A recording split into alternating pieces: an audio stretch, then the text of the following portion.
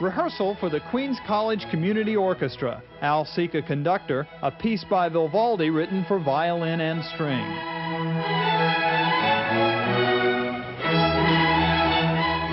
Beautiful music? Perhaps not for everyone.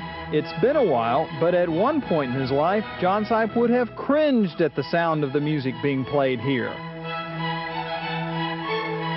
When I grew up, of course, I hated the sound of a violin. I couldn't understand why anybody would play anything so shrill.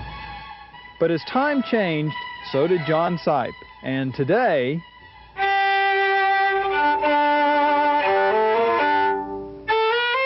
it started with a religious experience in 1958, and I consider it my calling.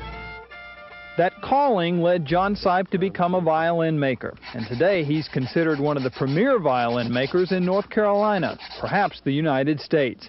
He first began making violins in 1959, picking up the basics from an uncle who was an amateur violin maker. Much of his skill he learned on his own, but he's also studied in New York and in England. Well, when I first began making violins back in 1958, it was all hard.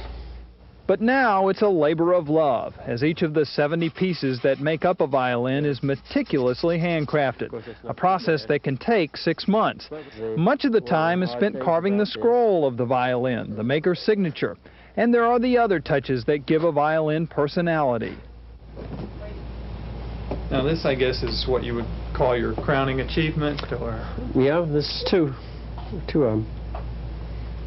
And this is the Andrew Jackson.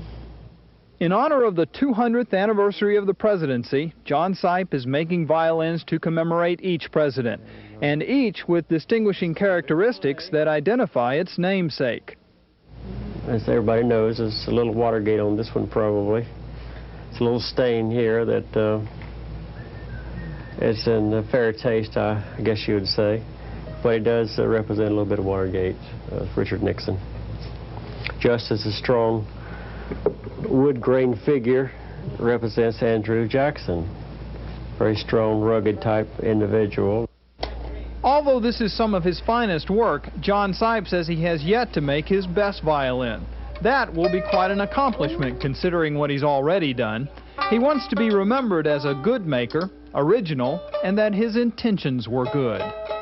And be an original maker, I think, identified as an original maker rather than having to look at some label. You look at the work, you look at the varnish, you listen to the tone, you say that's a John Sipe violin.